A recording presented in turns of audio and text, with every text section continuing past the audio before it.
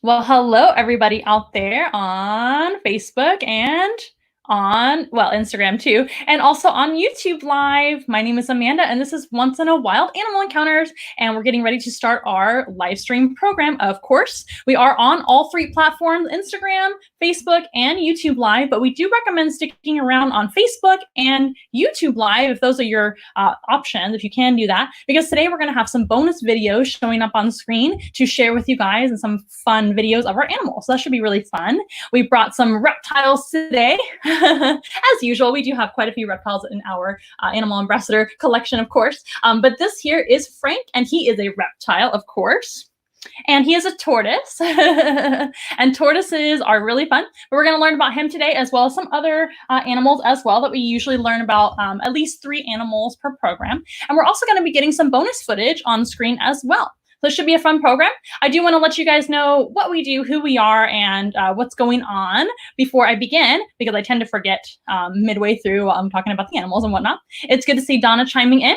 If I am looking down a lot, that's because that's where my laptop is, and this is where my camera is. And of course, you guys on Instagram are down below. Hello. And this here is Frank the tortoise. If you guys didn't catch that, this is Frank the tortoise. He's going to sit in my lap for just a few minutes, and then we'll talk about him. How's that? So my name is Amanda once again. This is Once in a Wild. We are an animal outreach company, and normally we bring the zoo to you. What that means is that we bring animals to live events like parties, classroom, educational programs. We bring them to hospitals and nursing homes for animal therapy, etc. Really, any event can be supplemented with animals, whether it be for photo opportunities, educational opportunities, or just fun. So that's what we do normally on a normal basis. You can find us at onceonawild.com, and that's where you can find all of our contact information.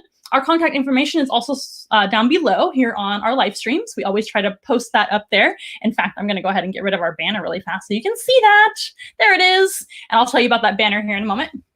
But that is our number down below, and onceinawild.com is our website. We are also on all of the social media that we try to be on, that we, so far. We're on Facebook, we're on Instagram, we're on TikTok, we're on YouTube, we're on LinkedIn, we're on Twitter, we're all over the place. So please follow us on all those platforms and share our posts, share our videos. All these videos end up getting posted later, either on YouTube, Facebook, and temporarily on Instagram on our stories. So we always try to do that as well. We try to go for about an hour or so per live stream, but Instagram, of course, cuts me off right at an hour. So for those purposes, I will, of course, start over the program as I usually do to end it just for a little bit on the, just start another live stream over on Instagram. But Facebook and YouTube don't give me a limit, so hooray. So today should be a lot of fun. Some other changes coming up. You might have noticed in the description on Facebook and YouTube, we are changing our days of doing our live streams just by one day. So it's really not too much different. We're just skipping one day. So we usually do them every Monday, Wednesday, and Friday. Now we're doing them every Monday and Friday. We're going to go ahead and skip Wednesday right now because we're actually getting pretty busy. And why we're getting busy? We're actually doing Zoom room animal encounters. So if you guys want to schedule your Zoom room, please feel free to give me a call, a text, a message on social media, or you can contact us on onceinawild.com and request a call back, and we'll call you back. Either way, we'll get you that information for your Zoom room. Those have been a lot of fun for birthday parties, for classroom, educational purposes, etc. We even had a little office party that we did for a law firm here in San Antonio, which is where we're based. But we can bring the zoo to you virtually all over the world via Zoom room and, of course, these live streams. Feel free to share the live streams and schedule your Zoom room very, very soon because we're filling up spots. Another thing we're offering is gift cards. Gift cards can go towards Zoom rooms. They can go towards live animal encounters or really anything that we offer. So those are really fun. You can find those links on our social media right now, but we're getting ready to put that on onceinawild.com as well. Now, of course, our live streams are free of charge because all live streams are free of charge, which is fantastic. We love bringing the zoo to you, and you guys can learn about animals and see our animals. But if you guys have it in your heart to donate to our cause, because we still have to feed our animals and operate, right? Because of things changing out there in the world right now, we have been down on our animal encounter. So if you have it in your heart to donate to us, which is very much appreciated, you can actually go right to Venmo. Venmo is a great way to donate. And how you can find us on Venmo is at Once in a Wild. And the last 4 of our phone number are 5240 in case it asks. Some people tell me that it asks that, and so I always like to say that. So at Once in a Wild, 5240. That's also down below on Facebook and YouTube. Another thing that you can do to donate to our cause is by donating to our Amazon wish list. That's been really popular, and it's been a lot of fun to get all of y'all's gifts from Amazon delivered straight to our door, which is very, very convenient. So on Amazon, we have a wish list, which is dedicated to all of our animal supplies, food, fun things for the animals, all kinds of fun things that we need. So regardless of these times, we still have to take care of our animals and make sure everybody's okay, right? So we need supply. So on our website, onceinawild.com, scroll all the way down to the bottom, you'll see that box that says donate to our wish list or donate to our cause. Either way, it's a donate button, and that's will take you straight to Amazon. So, and right now, also, I forgot to mention, for Zoom rooms, we're offering 10% off of a 1-hour program or more. So you guys can get your 10% off discount right now if you go ahead and call and book one now. They're really great for classrooms, etc. Like I said. Okay, enough talking. By the way, we're going to make up for, if you saw the last program, we were supposed to have a snake feeding live. We were going to feed one of our snakes right here on camera, but he decided he didn't want to eat that day. So to make it up to you guys a little bit, oh, did you hear one of our animals getting excited to see you guys? To make up for it a little bit, we're going to be doing a virtual snake feeding. Now, what does that mean? Well, that just means I have some videos stored up that I've taken over the last few months of our animals eating. And we have snake feeding videos today, as well as a snake to meet today. So we're going to make up for that, hopefully a little bit, by showing you some of those guys eating. So that's what that means. If you're uncomfortable with snakes eating rodents, and remember, it's just a video of that. It's not actually happening live. If you're uncomfortable with that, that's okay. We'll warn you again before that happens, okay? Okay, let's get started. I think I've talked too much. And let's see who's joining in. Feel free to tag all of your friends and family if you guys want to watch this together. I don't recommend doing a watch party because I can't see your comments in that case, and I can't answer your question. But you're more than welcome to do a watch party. All right, Donna is here. By the way, Donna is my mom. She's always around, and she's very supportive, and she's wonderful. She's always tagging all of her friends. So she is doing that right now, which is fantastic. All righty, you guys, let's go ahead and get started. So this here is Frank. He is a tortoise. He's a rather large tortoise to be holding, but he's not too big, right? You've probably seen bigger tortoises than this. So his species is a red-footed tortoise. Can you see why they call them the red-footed tortoise? It's pretty obvious. He's got red markings on his feet, on the front legs, and on the back legs. He's got some red spots, which are some scales. Those are his markings on his scale. This is the natural color that they would be out there in nature. So where these guys are found in nature is actually in South America. These guys are a South American tortoise species. They're found in jungle regions and kind of forested regions, but usually pretty high humidity. These guys require a pretty high humidity to stay nice and comfortable.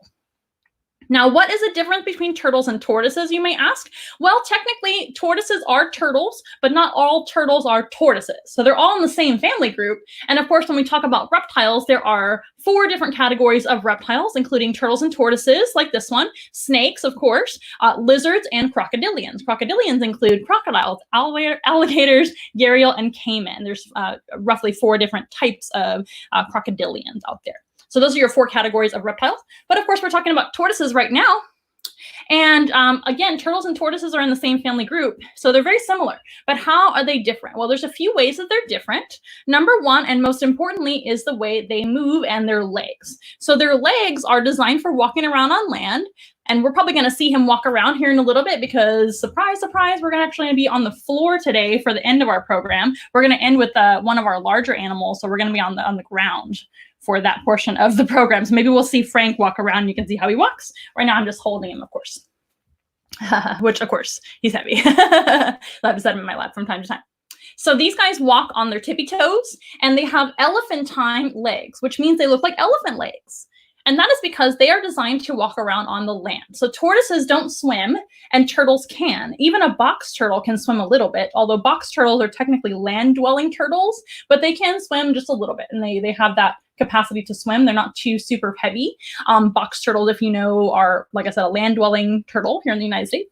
And also, they have a different diet. So a box turtle might be a land-dwelling turtle and might be able to swim sometimes, but not a whole lot. But they're not a tortoise because they are actually omnivores. They're traditionally omnivores, and they eat quite a few animals.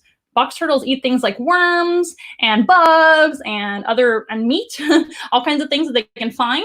And they also eat plants too. But tortoises are traditionally herbivores, meaning most of their diet, if not all of their diet, is plants. So he's a vegetarian. Yes, he is. Now, these guys, that doesn't mean they can't eat an occasional bug every now and then, but it's not part of their regular diet, if that makes sense. So that makes sense as well, because of course they're not fast, are they? They're not a fast animal, they're slow. So they can't really run around and catch animals to eat, like maybe a turtle. Have you guys ever seen like a red-eared slider turtle that would swim in the water? So underwater, they might catch things like fish and other things that swim too.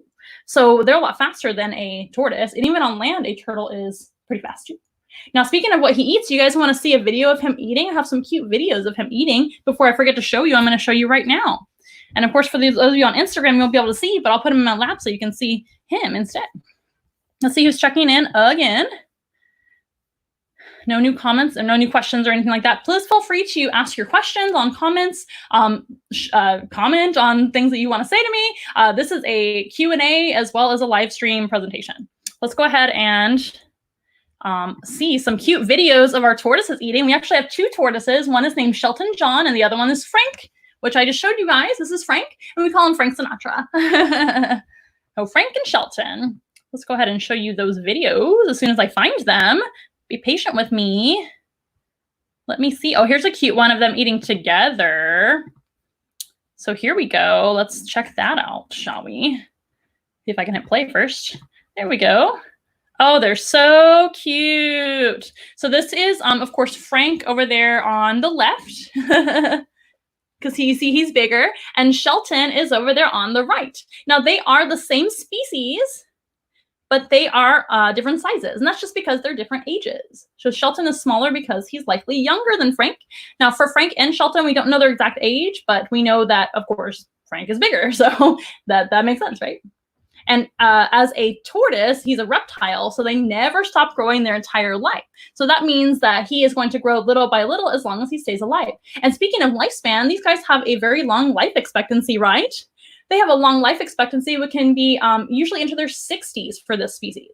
And some tortoises even live into their 80s, maybe even 100 or 150 years old. Some of those larger tortoises live really, really long lives, don't they? Now, that's pretty rare, but they definitely can.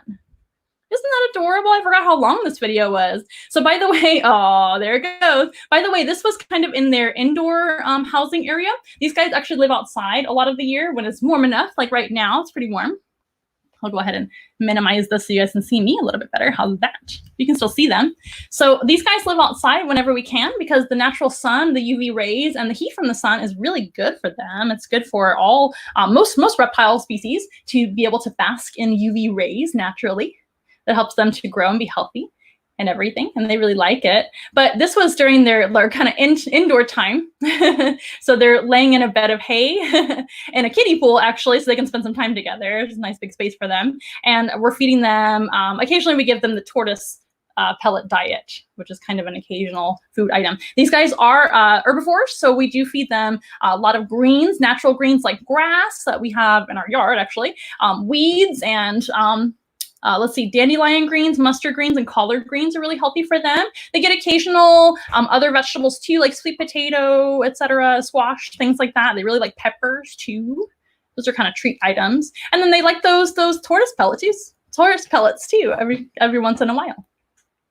So also, these guys need calcium supplements and other vitamin supplements. So those are always dusted on their salads too.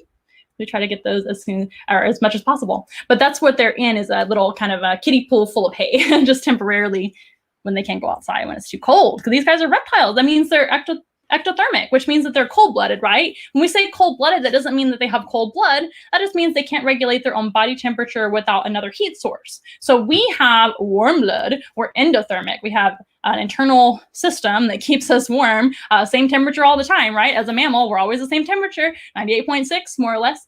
If not, you're sick. But what I was trying to say, we're mammals, so we have warm blood. These guys are reptiles. They can't regulate their own body temperature, so being outside in the cold is not good for them, of course, as you probably know. Let's take a look at another video, shall we? Here's another video of just Shelton eating, and he's being absolutely adorable. Let me go ahead and share that really fast. So the program that I use is really neat. It lets me share all these windows with you guys. Pretty neat. There we go. Oop, I skipped to the middle part. Oh, there we go. Isn't he cute? So that's him getting some like peppers, like I said. There's a little bit of sweet potato in there, and he's getting some greens. Super cute. That was on a nice sunny day when he was outside as well. Do we have any questions so far? I think we do have a couple questions. We'll take some questions after the video's over. How about that? It's not a very long video. Oh, also, I didn't bother to change our background. Guys, I'm doing all the things. There we go. Let's watch it again. It's so cute. I think. There we go. Oh, maybe not. Rewind. I'm just using like a QuickTime video. There we go. So you can see how they eat with their beak. So tortoise is kind of like a bird. They have a beak. They don't have any teeth. That's a feature of turtles and tortoises, whether they be carnivores, herbivores, or omnivores. Omnivores eat anything, right? Both meat and plants. But you can see that beak doing its work with Shelton eating some food and doing a good job eating. Super cute. All right. What questions do we have so far about our animal? Let's see. Hello, Bonnie and Sophia. Hello, Sophia. Frank is here, the tortoise. He's our first animal of the day. He's a red-footed tortoise. Sorry if I keep putting him back down. He's kind of heavy to hold up. My mom is asking Donna Winter, hi. Does Frank like being held? So we don't know if he likes being held because he can't tell us, but he is very sweet. So tortoises in general, especially in my opinion, these red-footed tortoises, they're my favorite as far as the personality and their looks. They're so pretty, right? These guys really seem to enjoy human contact. They can feel your touch on not just their legs and their face, but also on their shell. So since the shell is part of their body, they actually have nerve endings on the shell, or under the shell, I should say. And that's part of his, so the reason why I keep putting him down, he's not only heavy, he keeps using the bathroom. In case you're wondering what is happening, the tortoises actually go to the bathroom a lot. They are one of the cutest animals on the planet, but they're also one of the messiest when it comes to being a reptile, which I find so funny. So I've got a little towel in my lap. So I am just taking care of that, if you guys were wondering what's happening. But don't worry, we'll put him on the ground here in a little bit too. Oh, goodness gracious. He's making me work. Maybe I'll get a workout from this. So these guys, they're very personable. They'll come right up to you for snacks. They'll come right up to you. See that? They'll come right up to you for not just snacks, but also for scratches. They can feel you scratching their shell. And sometimes you'll see them scratching their own shells, like up against like a log or a rock or something like that. Of course, they're not a cat or a dog, so they can't reach around with their leg or anything to scratch themselves. But I bet they would if they could, because they seem to really enjoy those pets and scratches. So that is what I have to say about him enjoying being held. I don't know if he enjoys being lifted up, but as you can see, he doesn't seem to care. These guys are pretty mellow animals, aren't they? They don't really have any hurries or worries other than finding some food every now and then. Since they're reptiles, they don't eat very often, just kind of whenever. And out there in nature, in case you're wondering, he's going to be eating things like grass. Grass is going to be probably most of his diet, like maybe 70 to 80% of his diet. And then these guys also eat fruits and vegetables that might fall from trees in the jungle. And then they also might eat things like other plants that they find. It just kind of depends. So these guys can't eat plants, and usually just plants. Sometimes they do eat slugs. And every now and then they'll find a dead animal to eat, which I've heard is kind of weird, but they'll definitely do that sometimes, but usually plants. Okay, what else? Salad. Yep, very, very lots of salads. They love their vegetables. You should eat your vegetables too, kids at home. Some of you may not like vegetables, but you should definitely eat them. They're very, very good for you. I like vegetables. Oh, hello. So good to see you. I'm glad you found us so you can see some of the videos and things that we're showing. So over on Instagram, we can't do this yet. I don't know if there's a way to do it on Instagram too, but I haven't found it yet. So I'm glad you're here. Thank you for chiming in. Very, very good. So yeah, that's Frank the tortoise. And again, we have Frank and Shelton. Now, I did want to bring out a few animals since it is coming up springtime, right? It's spring and summer's coming and all of that. Yay, I'm so excited for warm weather. But as these seasons change, you're going to be seeing a lot of wildlife, right? So you might see a tortoise or a turtle every now and then in your own environment if you live here in the US or all over the world. And a lot of people ask us how we can help these animals. Well, there's a lot of ways you can help, and we'll talk about some of those conservation methods too. But you can also help them in a very specific way, and that's if you see them flipped over. If you see a tortoise that is flipped over on its back, that is very, very dangerous for the tortoise. Not only can they get back up to be able to go get something to eat and go get some drinks of water and be able to get away from predators, etc. Not good for them to be upside down permanently, right? And if they can't right themselves, these guys actually can't breathe. So their lungs are located on the top of the shell here, not really on the top, but where the organs are inside of his body, they're more on the top. So if he's upside down, that's going to put all of the other organs on top of his lungs. And that's going to make it very, very hard for him to breathe. And eventually, here in a few days, he might suffocate. So if you ever see a tortoise flipped over like that, it is perfectly legal and it is okay. You can even blame it on me if you get blamed. If somebody gets after you, it's better than the tortoise passing away, right? Just flip them back over. Now, if they're in a dangerous situation like in a road, you can move them out of the road. That's perfectly fine. If you see a tortoise going across the road, boop, boop, boop, boop, imagine he's running across the road, not flying in the air, but imagine he's running across the road or maybe walking across the road. Let's face it, they're not fast. But that's very deadly to them. These guys can get hit by cars. And since they are reptiles, they might take a long time to pass away from being hit by a car, which is very, very sad. So not good for them, not good for any animal to be hit by a car on the road. So you can also, if it is a safe road situation, not in the middle of the highway, please don't jump out in the middle of the highway, kiddos, and tell everybody that Amanda from Once in a Wild told you to jump in the road and save all the tortoises and turtles. Don't do that. But if it's a safer, kind of more calm dirt road or country road or etc., or if you're able to kind of stop traffic, you guys can help tortoises cross the road. Be very careful of their face because they can bite. Any wild animal can bite you. Any animal in general can usually bite you, right? He's not a biting type individual animal. He's very sweet. But they're scared of you. So a lot of times you don't want to be touching them in the face. You want to make it as quick as possible. Kind of hold, if it's a tortoise like this, you can hold them around the sides like this. As you can see, you're pretty safe from all the things, legs, beak that can bite, and just move them in the same direction that they're going. That is very, very important because they're going in that direction because they have a purpose. They're trying to find maybe where they live. They're trying to go where there's food. They're trying to go where there's all their girlfriends and boyfriends, etc. These guys have a kind of an internal GPS to find their way around. And that's turtles and tortoises in general. They are very, very instinctive when it comes to that, and they're very stubborn.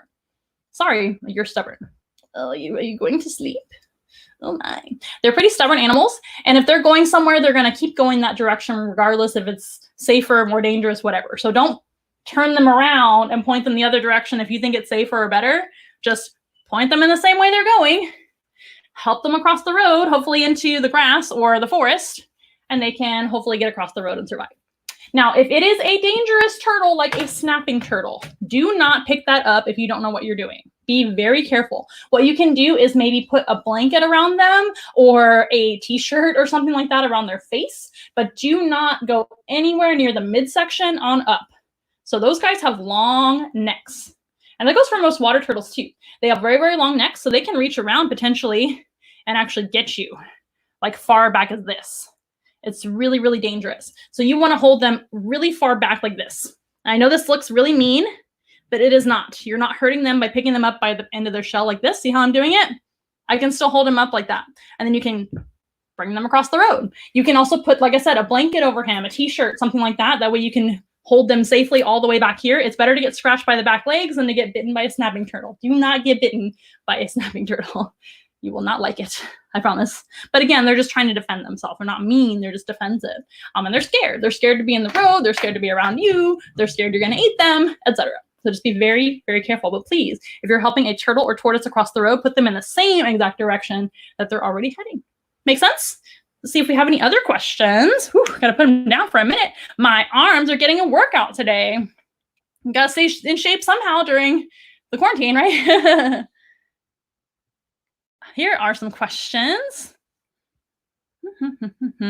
Oh, this is a very good question. What is the variance of internal temperature that cold-blooded animals experience? So they're all whatever temperature is around them. So tortoises, snakes, arachnids, fish, all those animals adapt to or basically absorb or become that exact temperature that they're around. So if here in the house we are 76 degrees, let's say more or less, it's around 76, 78 degrees in the house right now, he will be 76 or 78 degrees if he hangs out in here long enough, which he has been with me for about 30 minutes. So yeah, they pretty much take on that exact temperature. So in order to digest and properly grow and all of that, they have to go warm up in the sun, or when they get too hot, they have to cool off in the shade or go into some water or, you know, find some rain or find some mist to cool off.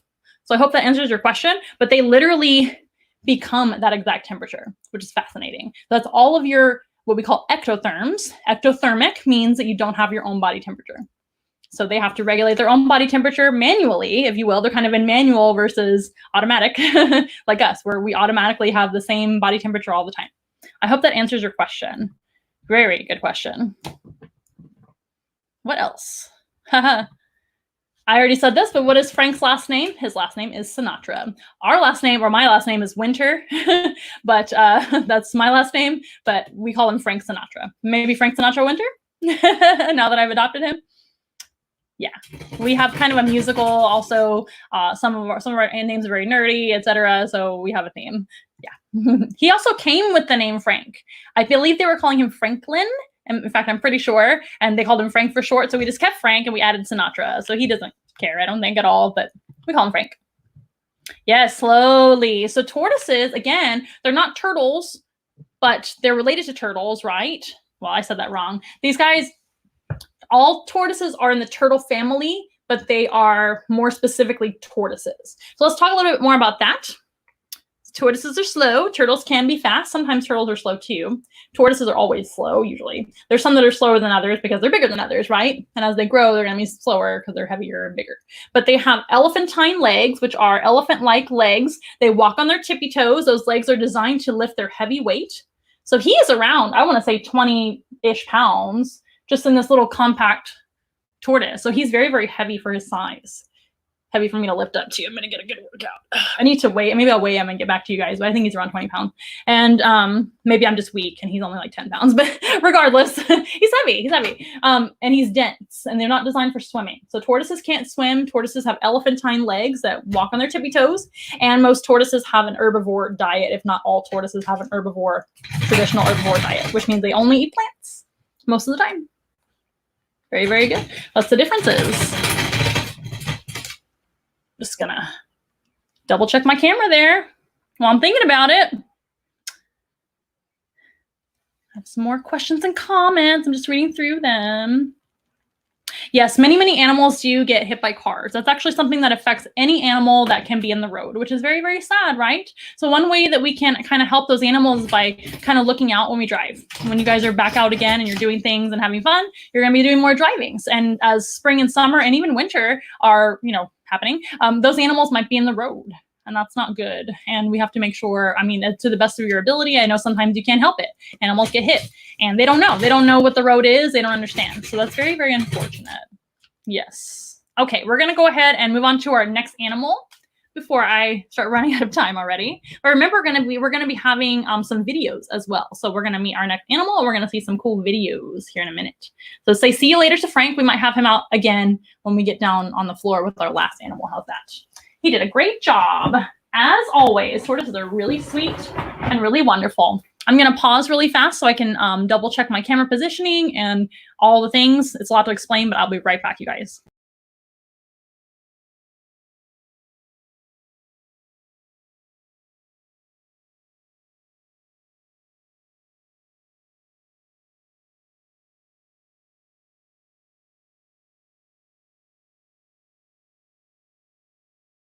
Wonderful. Okay, we're doing good. Thank you guys for waiting, as usual. All right. You know what? I forgot to open with our songs. Let's go ahead and listen to our song really fast while I'm thinking about it.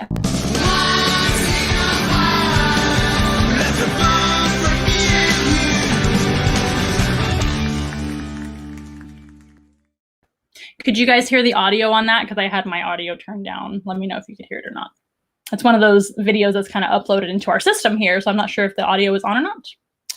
But I have the audio turned down because I have all these cute videos to show you guys, and I don't know if that audio will show. We're learning all the things, aren't we? We have our next animal, and she is really awesome. This is also a species. Well, the Red Footed Tortoise isn't a species you can see in the United States, but this is a species you can see in the United States. You can see many other tortoises, right, in the U.S., And there's tortoises all over the world. There are also snakes all over the world, and this is one of my favorite species of snake. It is the corn snake. This is Harley Quinn, and she is a corn snake, and she is just gorgeous. I wish you guys could touch her if you like snakes. She is so smooth and so soft. Many people think that snakes have slime, but I always tell people when they touch them, when you touch them, look at your hands. Do you have anything on your hand? Is there slime? No, there's no slime. These guys are very, very dry, and they're very, very, very beautiful. And the reason they look slimy is because they're just shiny. This is another ectothermic animal. So wherever she goes, whatever temperature is around her, that's the temperature that she will be. These guys are amazing animals. So because that we had a kind of a bummer on our last encounter with our snake feeding with David Boa. We had David Boa on our last encounter, for those of y'all that came out to see him. He didn't actually eat for our program. Okay, you heard it. Very, very good. I'm glad. So I didn't have to actually turn up my audio. That's good to know. Very, very cool. Thank you for telling me. So we didn't have our snake eat. So we're actually going to show you some videos of snakes eating. So I'm going to warn everybody, if you're not comfortable with that, turn away, I guess. But it's just going to be videos of some of our other snakes, including this one eating in the past. And I do actually have a video of David Boa going after his food too. Since he didn't do it live on camera for you guys, we have a video of that. But I'll save that for last. So I've got a few, what do you call them? What do you call it when the videos go really fast? I forgot. Oh my gosh, where you speed up the... I know what it's called, I just can't remember. But anyway, so it's going to be in fast motion of these animals eating. And I'm just going to play them one by one. How's that? For those of you on Instagram, we're on YouTube and Facebook, and we're going to be sharing some extra videos on the side. But I'll have our live animals as well. So we'll see if Harley wants to sit still. And you guys get ready for our little videos that we have for you. I'm going to take this away. Boop. And I'm going to take this away too. Boop. And I'm going to share this. Ta-da! And let's go ahead and watch some videos. So these are going to be videos of snakes eating. Time lapse, that's what those are. Time lapse is when you speed up the video, right? So you guys can see how they eat. Since I have several of them, I didn't want to take up too much time. So let's watch this first one. This is going to be this snake right here eating. And I actually have a couple of her eating. So I'll start with the short one first. Share. And here we go. Oh, that's not it. Sorry, guys. This is it. So she's already got her mouse there, as you can see, right down the hatch. So that was very, very fast. I'll go ahead and do it again really fast. And it's time lapse. They don't usually eat that quickly, right? It takes a long time. But you can see how a snake eats. They kind of walk the food down their jaws. And snakes can eat an animal that is 3 or 4 times the size of their own head. Isn't that cool? Let's watch another one, shall we? Thank you for your patience as I get all these videos ready for you guys. Share. And here we go. So here she is again. This is kind of more of an aerial view of her eating another mouse. This is just the other day. And look at her go. Isn't that cool? See how they kind of walk it down their mouth, and then they kind of go like this to push it down their body into their digestive system. One more time. Amazing. So snakes can actually loosen their jaw just a little bit. It's not really unhinging their jaw, although a lot of people say that, and that's fine if you want to say unhinging their jaw. But their jaws aren't fused in the same way that our jaw is. Our jaw just moves up and down like this. Theirs doesn't. So what they do is they're not fused in the center here, and they're very stretchy on either side where their jaw moves like this. So they make a lot of room up and down like this, but they can also open wide this way too. So it makes a lot of room this way and a lot of room this way, and they can just kind of accommodate that bigger meal. And again, any snake can actually eat something 3 to 4 times the size of their head. That's like a human eating an entire watermelon in one bite. So let me show you another one. There's several. I just brought a whole bunch of them for you guys since I felt so bad about our snake not eating last time. I'll just show you a bunch of videos. How's that? Let's see. It's pretty cool, huh? So here's one of our rat snakes. His name is Long, and Long is a Chinese beauty rat snake. Look at that. Isn't that cool? Very, very easy. A lot of our snakes that eat really, really like like I don't have to worry about them eating on camera and whatnot, are colubrids. Colubrids are things like king snakes, rat snakes, bull snakes, corn snakes, all those guys. Those guys are usually very, very good eaters in general.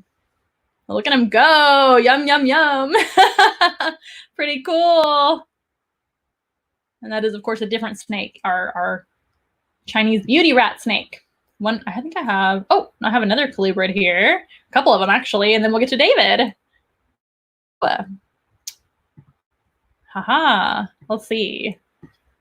This one's really cool. I really like this one. This is our king snake, and his name is Slytherin because we really like Harry Potter. But Slytherin actually came with his name. He was a donated animal, which is kind of fun. And we love him. He's a wonderful animal ambassador. But he's going to eat 2 mice in this time-lapse video. Let's watch.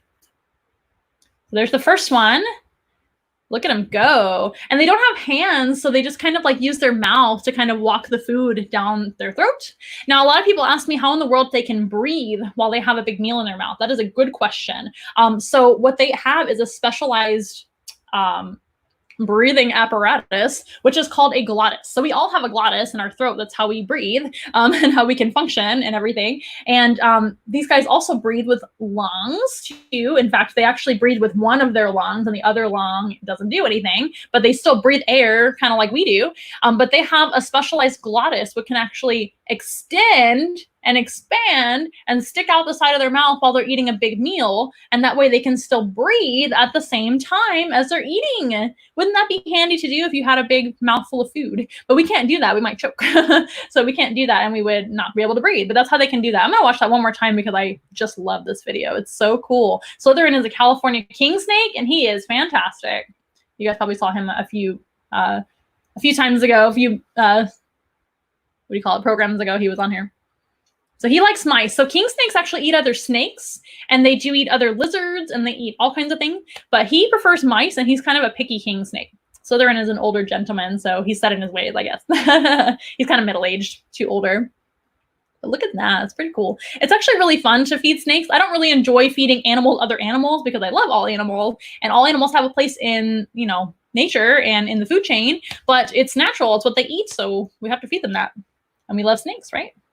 Here's a couple more, one more, and then we'll get to David. I hope you guys are enjoying this as much as me. Probably not as much as me because it's my entire life. But here is one of our Baird's rat snakes. This is Midas, the Baird's rat snake. And Baird's rat snakes are beautiful golden and silver snakes. And this is just a baby one. As they mature and get older and as they shed their skin, like all snakes do, these guys actually change color. The corn snake does to an extent too change color. When they're babies, they're kind of a different color than this. But after they mature and kind of become this color, they don't change color anymore, to my knowledge. That's corn snake. But the Baird's rat snakes continue to kind of change color as they grow. So his name is Midas. And he's going to be eating for you guys here on the video. Look at that. Yum. It's so funny to watch him eat so quickly. Okay, and now, so this is David Boa. And he's not eating in this video, but he is striking the rat that I'm handing him. It's a rat that's already passed away. It's not a live rat.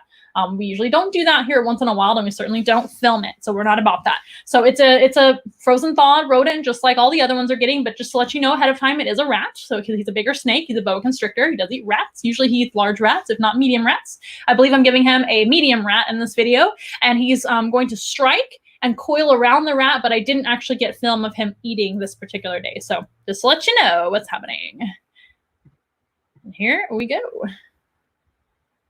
Share. Yes, I have to share it first. So this part's pretty cool. You can see at the end already. So I'm feeding him in a separate tub like I sometimes do. And that was very fast, right? I told you he's usually a good eater. He's usually an excellent eater, which is why I selected him for last time's program last time. And yeah, for Wednesday. And he just didn't want to eat for me the one time, like literally the one time he didn't eat was on program. So I know that's kind of sad to see. So let's play it again. And then we'll get rid of that for those of you that are sensitive to rats being eaten, which I understand. But that is how they do away with their prey. So a true constrictor is going to wrap around and use their muscle power to subdue that prey. Even though it's an item that has already passed away, it's a food item that is not alive, he instinctively will wrap around it until he feels like it's ready to eat, and then he'll eat just like the other snakes did, right? Sweet. Uh-oh. Haha. Got too big there. There we go. Y'all have any questions? Yeah, time lapse. Thanks. It came to me afterwards. Sometimes you get on live streams or live TV or whatever, and you just forget things. And I don't know if that's quarantine brain or what, but thank you. Yes. Time lapse. Here's a good question. Hi, Ilse. Nice to see you as well. How often do they eat? These guys eat about once a week. Oh, she's got a little hair on her face. Oh my, where did you get the hair? One of my many other animals. So these guys eat about once a week here once in a while. Some of them eat more often and some of them eat less often, just depending on the season, depending on the temperatures outside. Some snakes don't like to eat during the winter as much, like ball pythons. Ball pythons are notorious for not really eating very much in the winter, and that's pretty normal. They kind of go dormant for a little bit and then they start eating again. They eat more in the spring and summer. My ball pythons kind of go back and forth on that. It just depends. They're still young, so they're still kind of, I guess, developing their ways, if you will. But most snakes eat about once a week, every other week, and some snakes can go a month or every other month. But here at Once in a While, we offer food at least every other week, if not every week. And some of our snakes are babies, so they eat more than that. So it just depends. But out there in nature, they're not going to eat very often because, again, they are ectothermic or cold-blooded. Since they're cold-blooded, their metabolism is much slower, especially for carnivorous cold-blooded animals like snakes. And remember, snakes eat big food items. So they're eating a great big animal that's going to take a while to digest. So it takes them about a week or so, sometimes a month, sometimes a few months to digest a big meal, depending on the species, depending on the size, all of that, depending on the age. These guys eat about once a week, more or less, like I said, depending on the situation. And they shed their skin about once a month, more or less, too. Some snakes shed every, maybe every 6 weeks or something like that, but it's typically once a month. That's how they grow. Good question. Thank you for joining us. She's getting all up in my hair. So this is a beautiful native species to the United States. You might see them out and about if you live in the US, or if you live in Mexico as well, you might see these guys. And there are certainly lots and lots of similar snakes all over the world, even if not a corn snake. There are rat snakes. So these guys are in the rat snake family. Rat snakes and corn snakes are almost the same thing. Corn snakes get their name from their belly. It looks like corn, doesn't it? That beautiful belly is a checkerboard pattern that looks kind of like a corn pattern, which is why they get their name. What that is for is they have a very, very different pattern on the back. So say if she is crawling along, and she sees a scary animal like a predator, maybe it's a raccoon or something, or a bird of prey, she's actually going to lift up her body like this and show her belly. And that's going to show that pattern, which is very different. So all of a sudden the animal changes color. Oftentimes too, black and white stark patterns like that mean danger to animals for whatever reason. That's just kind of a universal thing. It's kind of like, I don't know. It's a alerting pattern to them. So they're trying to pretend to be dangerous to their predators. These guys are not dangerous except to their food. At this size, she can only eat small rodents, maybe very, very tiny birds, etc. When they're very, very small, first hatched out of the egg, they're much smaller than this, and they eat things like frogs and lizards to survive, and then they gradually go towards eating mammals. Since they're in the rat snake family, that means they're a rodent-eating snake in general. That's what they eat. But rat snakes usually aren't very picky eaters either. They don't generally eat a whole lot of other snakes or reptiles when they grow up, but as babies, they certainly do sometimes because there's more readily available small lizards and small frogs than there are small rodents and birds. But as they get bigger, they can eat a whole lot of things too. And these guys are only dangerous to those animals. They're not a venomous snake. They're not a poisonous snake either. Poison is different than venom because snakes are venomous, not poisonous. There's only like 1 or 2 species of poisonous snakes, and it's in their skin. It would be like if you ate the snake and became poison. But if you were envenomated by venom, you would have to be bitten or stung by a venomous animal to be affected, if that makes sense. That's the difference. Oh, here's a good question. What happens when the bones of the rats or mice, or what happens with them? What happens to the bones? And does their body break it down through their digestive tract, or do they regurgitate the skeleton? This is an excellent question. So animals like birds of prey, especially owls are known to do this a lot, but other birds of prey do it too, and even vultures do this.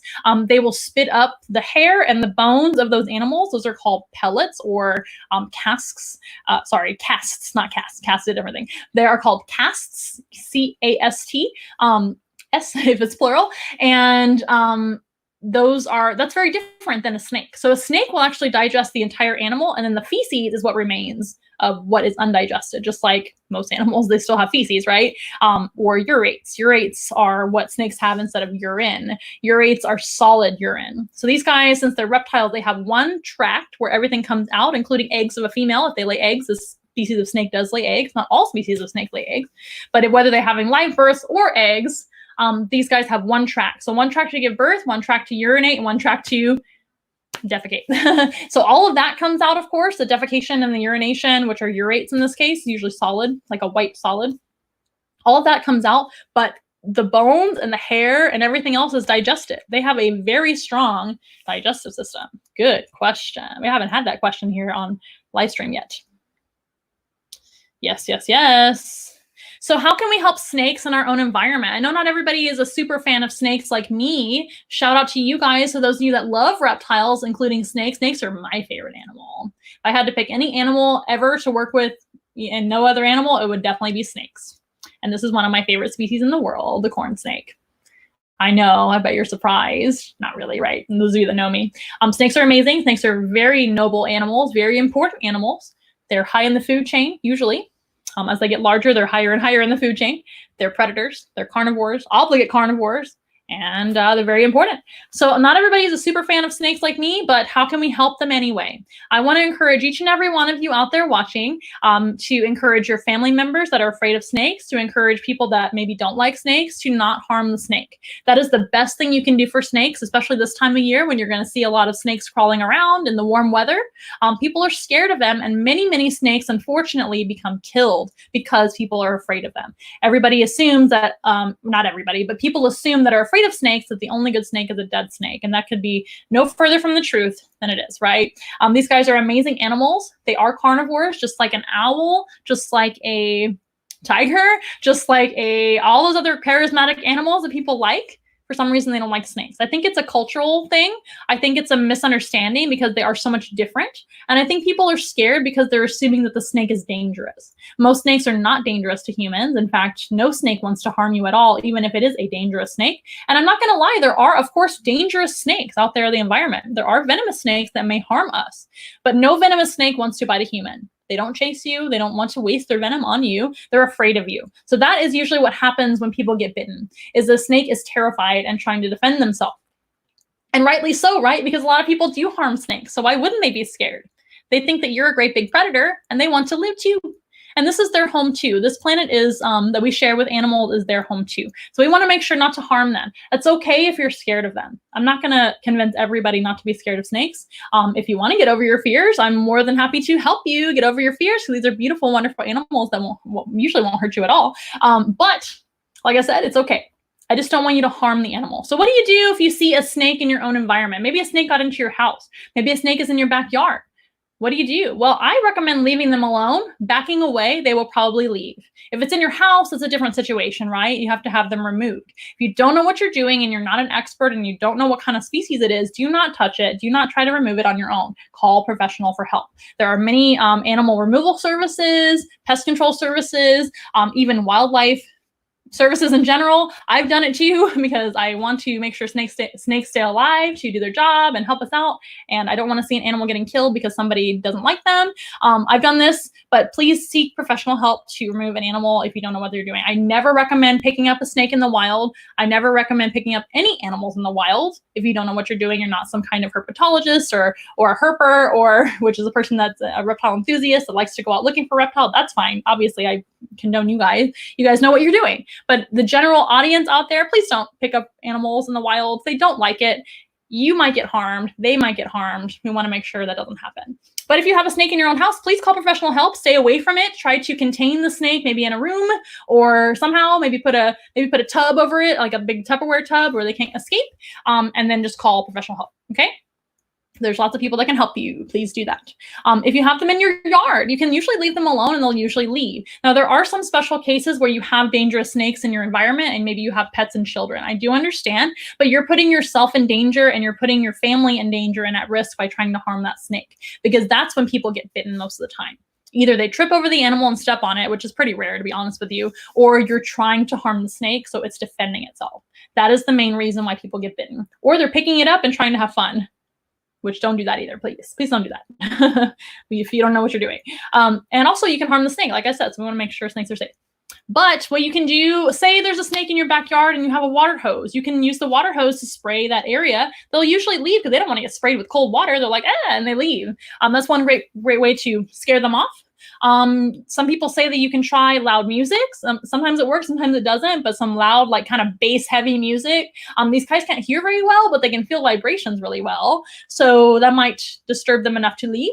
But one great way just to prevent all this from happening in general is keeping your yard mowed, keeping your plants trimmed, and keeping all of your debris and things off the ground, because that's going to attract snakes. It's going to attract rodents. If you guys have pet birds or any animals outside, please keep your bird food cleaned up, because that's going to also attract rodents, because that's a free food source for them. And most snakes eat rodents, so that's going to attract snakes. Another reason why snakes come into your environment, into your yard, is because of cat food and dog food.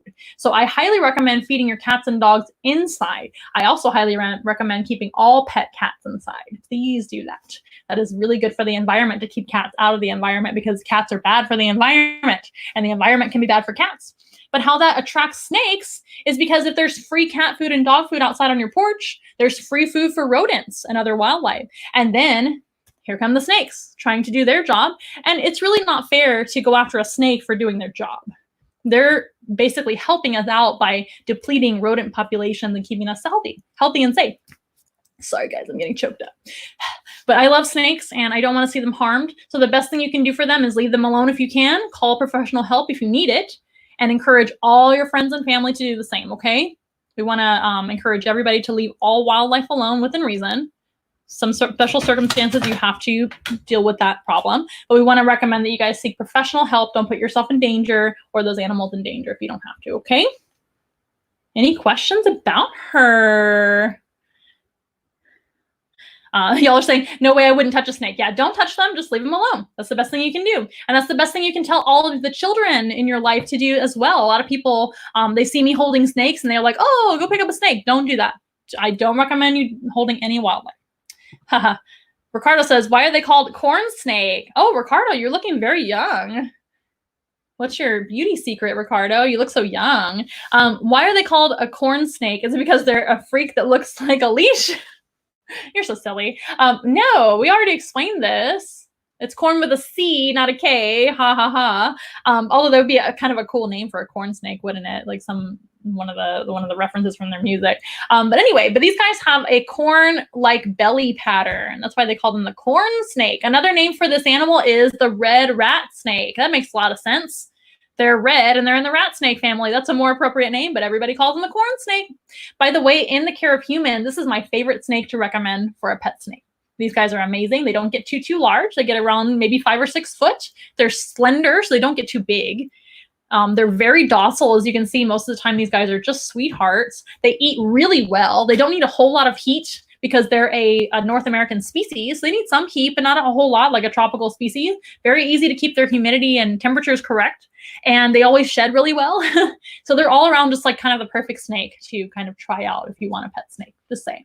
They also come in a variety of colors. This is the natural, what we call an okatee, which is the locality of these guys. Locality just means where they live all over the US. So this is what they actually look like in the wild. I think this is like the perfect colored snake. It's just gorgeous.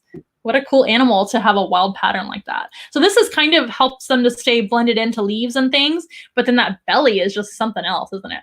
But these guys are bred in the care of humans pretty readily, so you don't have to have a wild-caught snake. You can get a captive bred snake, which is what I always recommend for your pets. If you want a pet reptile, look for captive bred. It's always going to be a little healthier, of course, actually a lot healthier and live longer and be acclimated to eating in the care of humans and all that jazz. If you guys have any questions, please feel free to comment down below or message me or text me for questions on pet reptiles. I always don't mind giving you advice. But these guys, you want to look for captive bred. They're very readily available. They're not expensive. They're not expensive to keep and feed.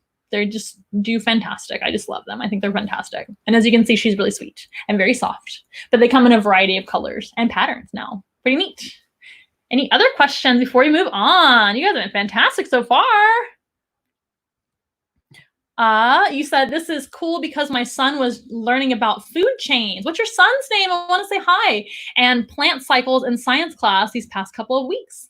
Yeah, science is awesome. We love teaching you guys about biology and science, zoology, conservation. She went to my hair just for a second and then changed her mind. Yeah, fantastic. I'm glad to coincide with your son's learning. Let me know what his name is so I can say hi if you want to.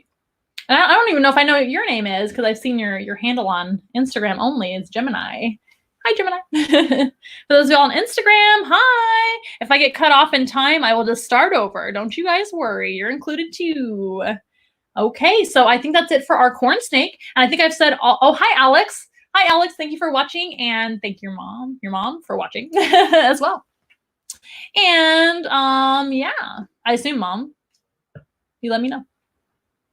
Viviana and Alex, nice to see you guys on here on YouTube. It's pretty cool that you guys can actually ask questions on YouTube and Facebook. Isn't that neat? Oh, what a time to be alive, right? Okay, guys, so we're gonna say see you later to Harley Quinn. She is just beautiful and an angel and wonderful. If we ever get another corn snake, we're gonna name it Joker. Harley Quinn and Joker. Okay, guys. I'm gonna go ahead and let her rest down below. I'm gonna actually move our camera around a little bit. So once again, I'm gonna take a little really fast mini break. I'm gonna check our camera. I'm gonna move our camera to a different angle down to the floor, and we're gonna meet our final animal. How about that? Alrighty, guys. You guys have been fantastic. We'll be right back.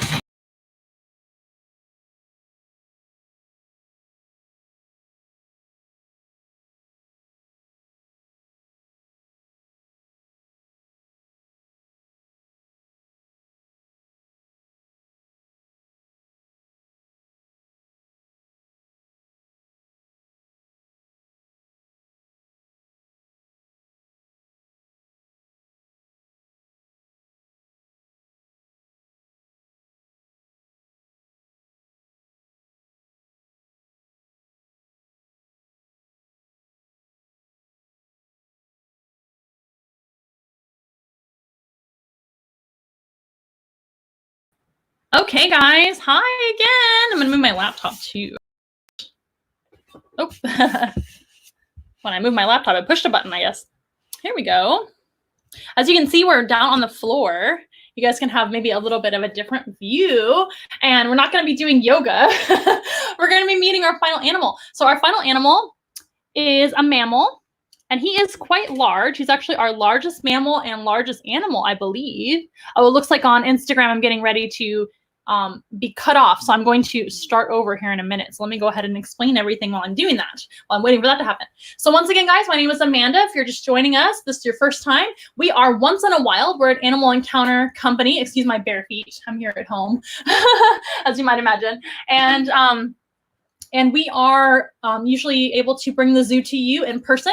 Right now, we're bringing the zoo to you via virtual live stream. So that's what you're watching right now. So welcome if you're on YouTube or Facebook. If you're on Instagram, we'll start over in just a moment. Remember, these live streams are free, but you guys can always donate via Venmo at Once in a Wild. 5240 is the last 4 of our number, scrolling down below, as you can see. And also, oh, our animals saying hi. Also, you can donate to our Amazon wish list by going to onceinawild.com, scrolling all the way down to the bottom and hitting that donate button. That will take you to our Amazon wish list where you guys can find some items to donate to us and send them straight to our door, which is fantastic. So one more time real quick. I'll be right back.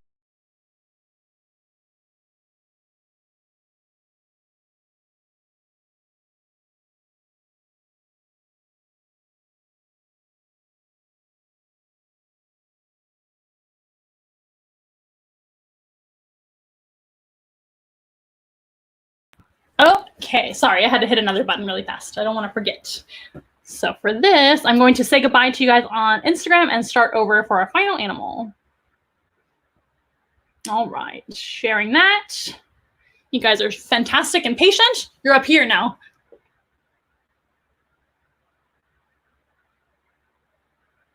Okay, so that should have gone. And we're going to start again. I don't want to leave out our Instagram audience too. Okay. If you guys like Instagram, we're over on Instagram too, but I recommend that you stay right here where you're at on Facebook and YouTube because we've got some extra videos of our next animal. And you probably already saw him peeping out, right? Let's go ahead and meet him, shall we? I'm going to grab his food treats here. This is his treats. And make sure you guys aren't asking more questions really fast. I have to keep up with all the things on myself, right? This is the one-woman show. New comments. Yes, you might have seen him. This is a bunny rabbit coming out next. Hi, Nick. Nice to see you. And Mom saying bye to Harley Quinn. Harley Quinn. Okay, guys, so we're getting ready to meet our largest animal we have in our animal outreach programs. His name is Sandor, and he is just adorable. And he's been wanting to get out this whole time. You probably heard him making a big old racket over here. Let's go ahead and do that. I'm going to scoot over here. Pardon me. Let him out. And we'll see if he comes over here for his treats. I'm going to shut this door behind him. There we go. So he's not tempted to go back in there and hide. And here he is. You guys see him? Here, buddy. Can you sit up? Up. Good boy. Oh, on Instagram, I can't see him. Let's turn you guys around this way. There we go. This is Sandor, the Flemish Giant Rabbit. He may not look that big on camera, but he is pretty large. Let me see if he'll come up here in my lap. Can you see how big he is? So this breed is a special large breed of rabbit. And rabbits, by the way, were domesticated from the European rabbit about 1,500 years ago. They're really not a very old domesticated species, per se. These guys were domesticated, I mean, it's a long time ago, of course, but 1,500 years ago is a lot more recent than other animals have been domesticated. Maybe I should have worn shoes today. I didn't think about this. Don't look at my feet. Don't judge. Yeah, that's fine. I'm sure you guys don't care. Barefoot is actually good for you. Did you know walking around barefoot is good for you? So these guys were domesticated as a rabbit species. Domesticated rabbits were domesticated for food purposes, and they were done so about 1,500 years ago, like I said, in Europe. And they were domesticated from the European rabbit species. Don't worry, he'll be back in just a minute. Just exploring a little bit. These guys like to run around. So these guys were domesticated from the European rabbit. And there's all different kinds of rabbit breeds too, including the Flemish Giant, which is what Sandor is here. You have to turn around so people can see you. There you go. Sit up. Trying to make him earn his food. Right now he's getting treats of bananas, which are his favorite food. Can you see the bananas? Did you guys know that rabbits like bananas? It's their favorite. Now, bananas are not a regular diet item that he has, and they're certainly not a regular diet item that he would have in the wild.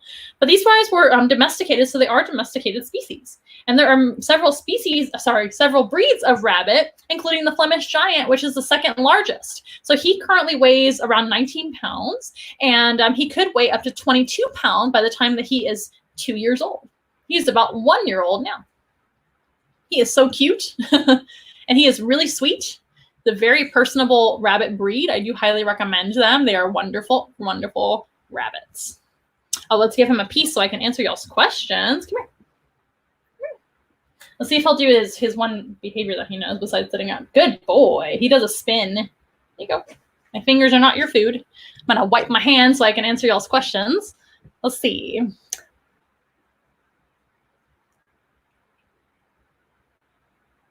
I'm sorry about your rabbit. It's a shame to hear. So these guys, like I said, were domesticated for food purposes originally. And then as they became used in livestock, we realized that they were actually pretty decent pets.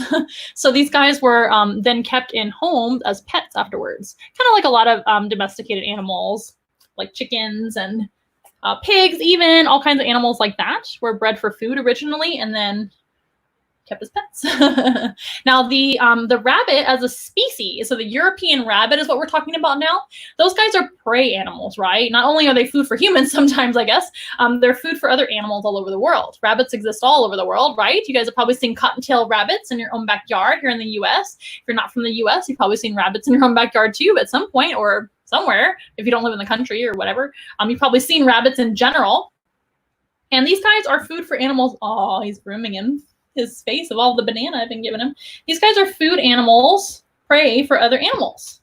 So they need a lot of ways to stay safe, right? So these guys need really good senses. So their good senses, of course, are their ears. On mammals, the biggest thing on their head usually tells you what they're best at.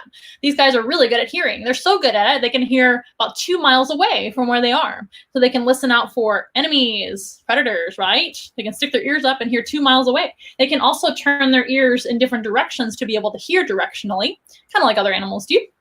And they also have great big eyes too, those great big doe eyes. They can see 360 degrees around their body. And to be able to see, because they do have a blind spot, they have a blind spot in the front and one in the back. But to be able to compensate for that, they just kind of adjust their head. Here, buddy.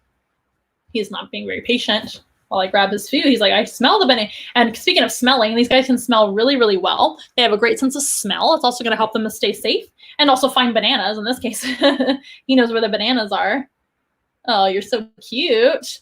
And they also have, like I said, really good vision, really good hearing, really good sense of smell, all the things.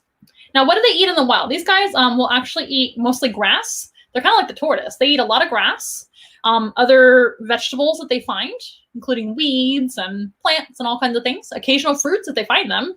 But they are herbivores. They don't eat other animals and meat items. So they are herbivores. You're going to go straight for the source, to my pouch? Oh my goodness, very impatient. Don't worry, I do feed him. As you can see, he's not a skinny rabbit or anything like that. He just loves his food. He's gonna go check out the surrounding. Maybe go behind me. He's gonna go straight for the source. He is so cute. He's very, very popular in our programs, but he is a little bit difficult to do on the Zooms and on the live stream because he's so big. So we have to bring everybody down to the floor, which is why I'm not on the floor. So he's not a rabbit that really enjoys being picked up either. Some rabbits are fine with it, but him as an individual, he doesn't like it. So we don't put him through that if he's not comfortable. He's also very large. He's almost 20 pounds. So lifting him up and the fact that he doesn't care for it, it's just kind of eh. So we just come down to the floor. He always does his programs on the ground. See him eating the banana. He's so cute. So bananas obviously are a special treat. But they are better for them than carrots. So I have researched. Carrots have a lot of sugar. Bananas have some sugar, but bananas have less sugar than carrots, apparently, which I find funny. And a lot of people assume that rabbits eat carrots, like in the wild, and they don't. They eat grass, things like that. So here at Once in a Wild, and all rabbits should have a similar diet to this. He gets 80 to 90% hay, which is Timothy hay. They can also get orchard hay. That's fine. And he gets, the rest of his diet is going to be greens. So he gets mustard greens, collard greens, all those things, all those good healthy greens, dark greens, occasional kale every now and then, occasional spinach, fruits for training, and a few other vegetable items like sweet potato and things like that. So really similar to the tortoise, if you think about it. I talked about his diet too, right? Very similar diet, but that's what they eat. So it should be mostly hay, and that's going to help them to digest. These guys should be constantly grazing on hay all the time to keep their digestive system rolling and going. And that's very important for a rabbit because if they stop digesting, they can go into what's called stasis. These guys can die from internal stasis of their digestive system. You're looking for more food? I'm going to run out if you're not careful. I'm just going to go check out the room for a little bit. While he's doing that, why don't we watch some videos of him too? I have a few videos prepared of him too that you guys might like to see. And if he comes back over here, fantastic. Adjust this a little bit so you can see me. Hi.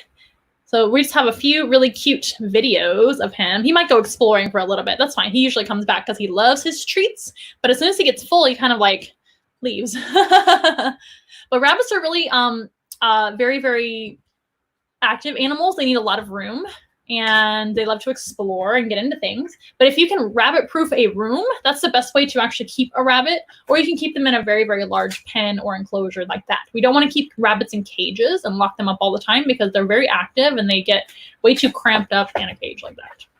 So let's see what videos we have prepared for him, or for you guys of him, rather. Let's see. We're going to share. Oh, here he's back again. I knew he'd be back. They always come back. Let's see here. Oh, here's a really cute one of just him outside. We don't keep him outside. We recommend keeping rabbits indoors. That's much safer for them. Also, rabbits tend to get overheated very easily. So keeping rabbits indoors is always the way to go. It actually can really shorten their life expectancy because of weather, because of predators, because of parasites, things like that they can contract outside. So we recommend keeping all pet rabbits indoors. Of course, rabbits live outdoors, but he gets to go outside and play a little bit every now and then with supervised time. So this is a video of that. Just want to let you guys know what's going on. Let's see. And he's just being adorable in this video, just like he is right now. Hey, kiddo. He's like, where's the banana?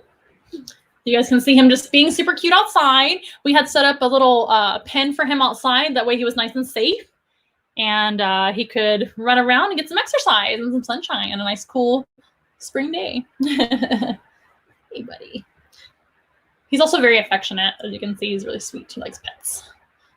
Very sweet breed of rabbit. They're kind of like a sweet, like greyhound. Well, greyhounds are sweet too, but like a Great Dane type dog, a bigger dog, sweet, not as skittish as small dogs, etc. I know there's always exceptions, but smaller animals tend to be a little more skittish. Larger rabbit, less skittish.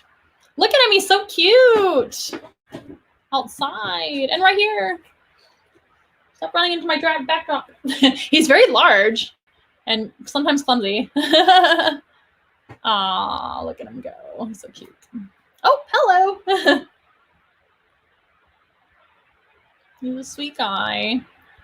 Now, rabbits, like I said, are prey animals. So having a couple other features on their body helps them. You can probably see even on the video, he's got a white tail. And like cottontail rabbits have a white tail too. But most rabbits and most animals like that do have a white underbelly and a white tail, white in their ears, and even like a white chin sometimes. And that is actually for safety purposes, if you will. It's to warn their fellow rabbits and other animals around them that there's danger. So have you guys ever seen like a white-tailed deer running away, or even a rabbit, a white-tailed rabbit, a cotton-tailed rabbit? Those guys have that white tail that flashes. It's like a big flash of color that can warn other animals of predators coming. So that is what the purpose of that is for. He's coming back now. So when they run, that white will show on the horizon or in the field, and they're going to warn other animals that there might be danger. That's what that's for. Pretty cool.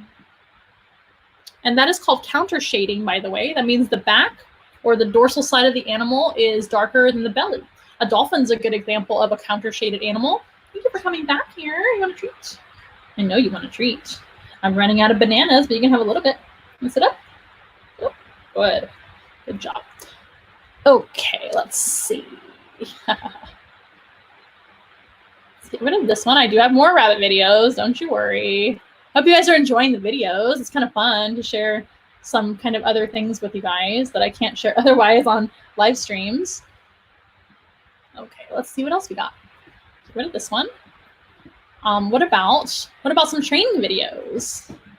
Let's see. This is when he was first learning some spin behaviors, which you saw already.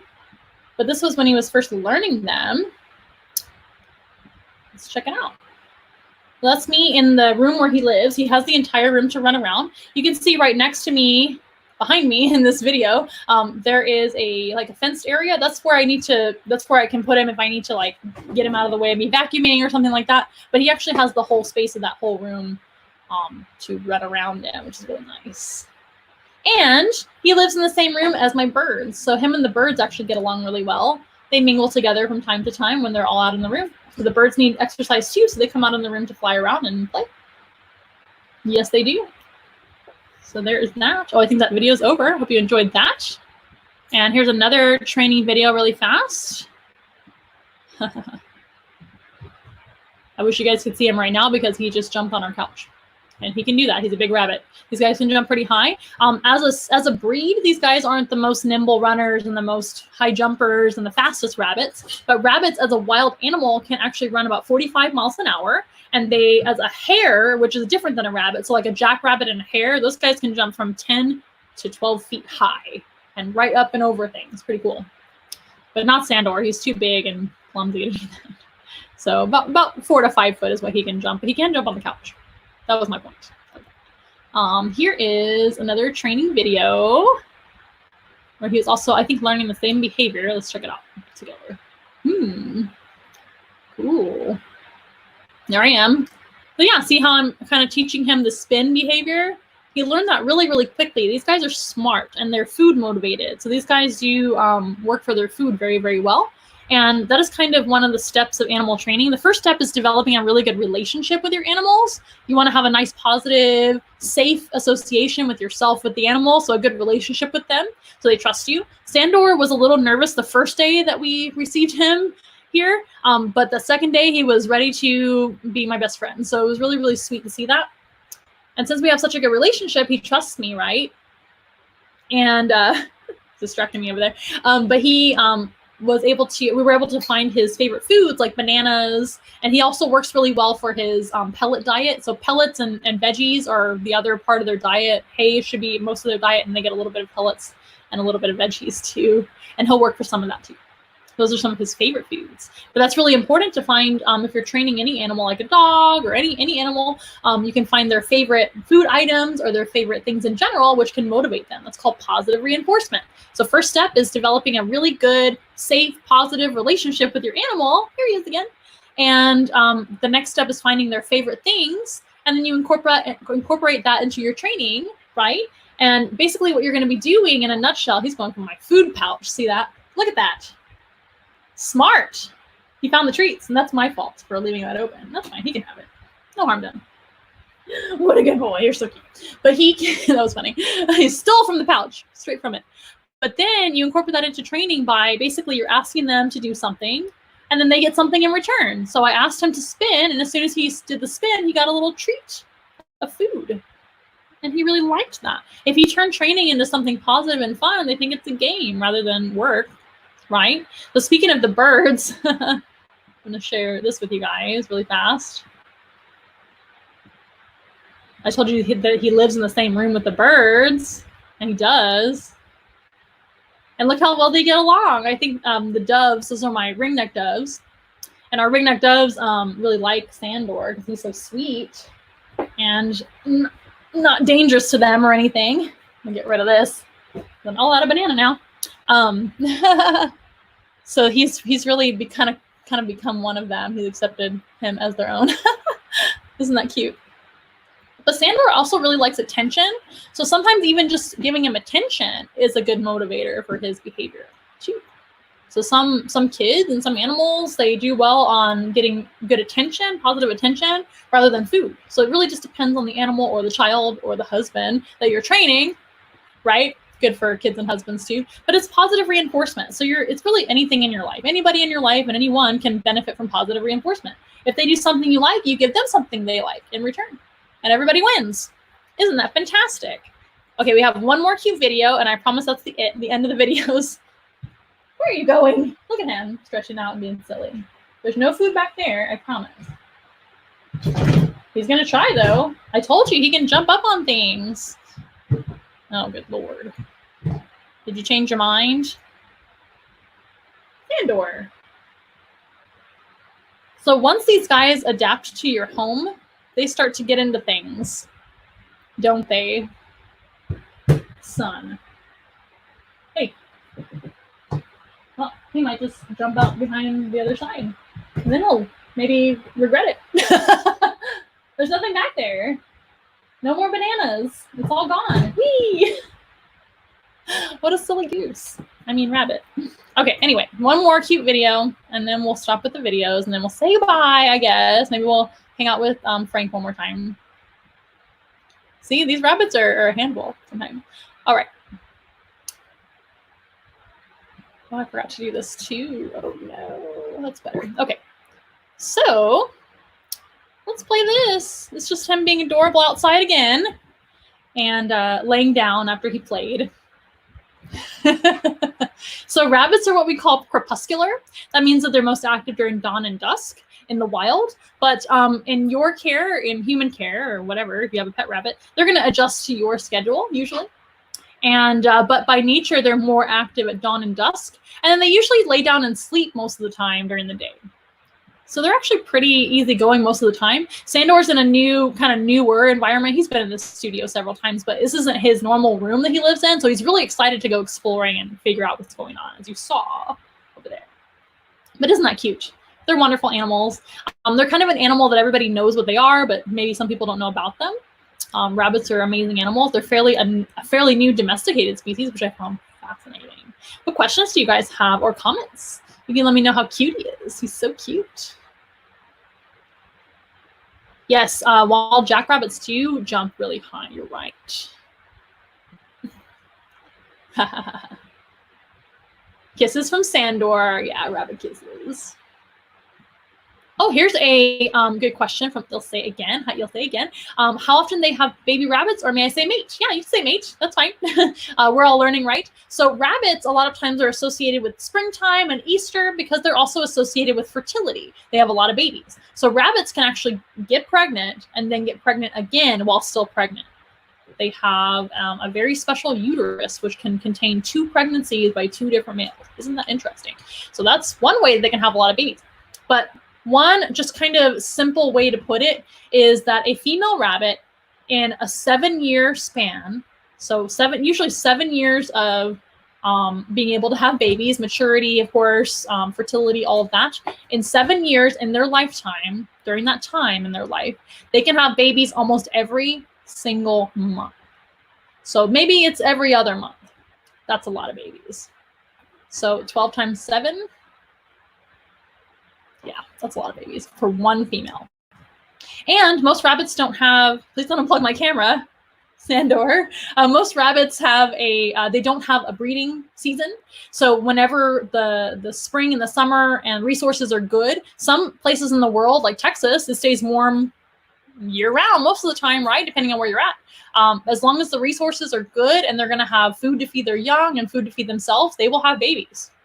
So usually it's seasonally with that, but it's not a breeding season. So as long as there's available males to mate with, and so that they can get pregnant and have babies, and then those babies grow very fast and they're able to have their own babies really quickly. Are you okay? He just jumped over something. So clumsy. But yes, they have a lot of babies. So almost every single month, if not every other month, is how often they have babies, depending on the climate. I hope that answers your question. So they can really kind of take over if there's not predators in the environment, like snakes and owls and hawks and eagles and big cats and things like that, to eat these animals because they're food. But that's why they have so many babies, because they are food and they get eaten. So they have to replenish their populations over and over again.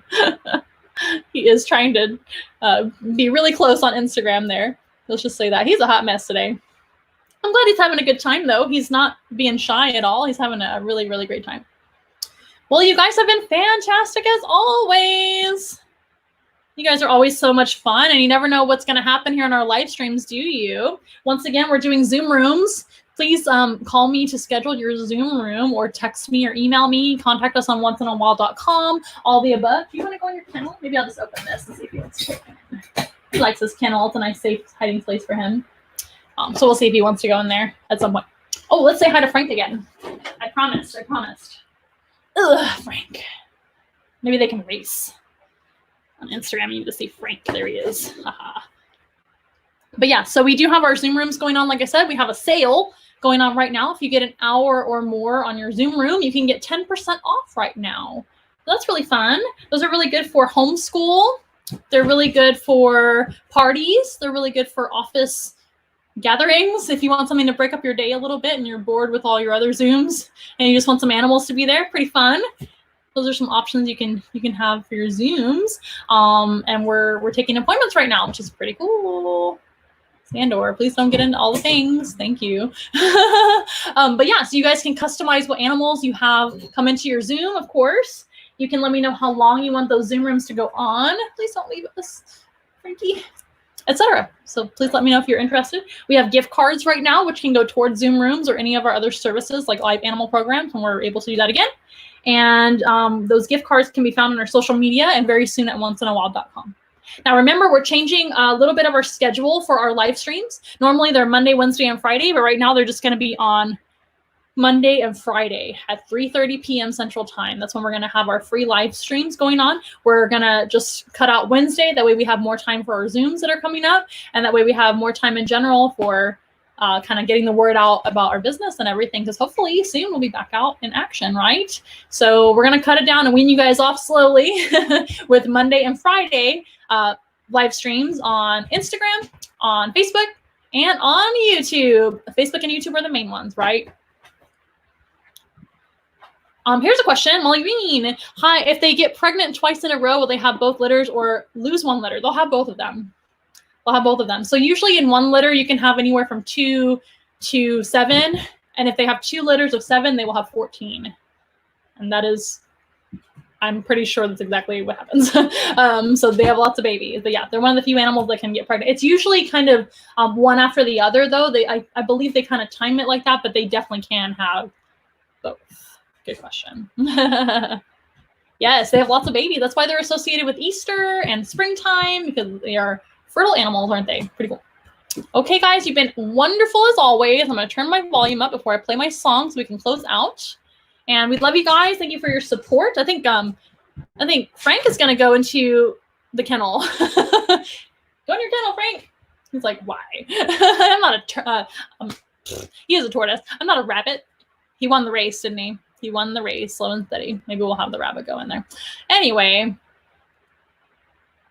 Oh, good. So Wednesdays are busy for you anyway. Yeah, we're just trying to kind of wean off, because eventually we'll probably just do them once a week, once we're back to normal, etc. Or maybe once a month, depending on how busy we get, right? Once we're back outside and able to do regular programs. Here he comes. Oh my goodness. Guys, it's the circus around here. So yeah, so we are going to be just doing Mondays and Fridays for our live streams now.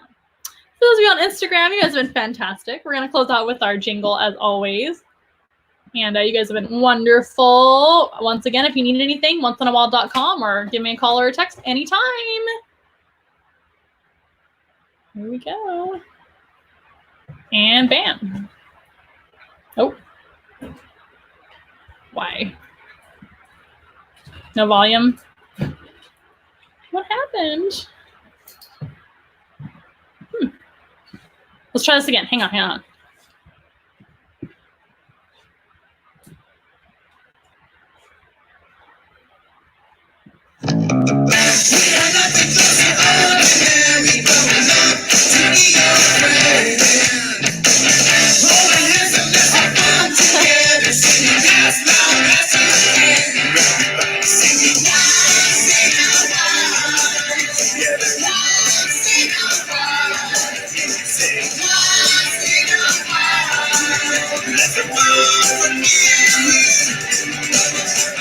We are not the closer ordinary, going up to be your friend. Hold our hands and let's have fun together, singing as loud as you can. Singing once in a while, once in a while. Say once in a while. Singing once in a while, once in a while. Say once in a while.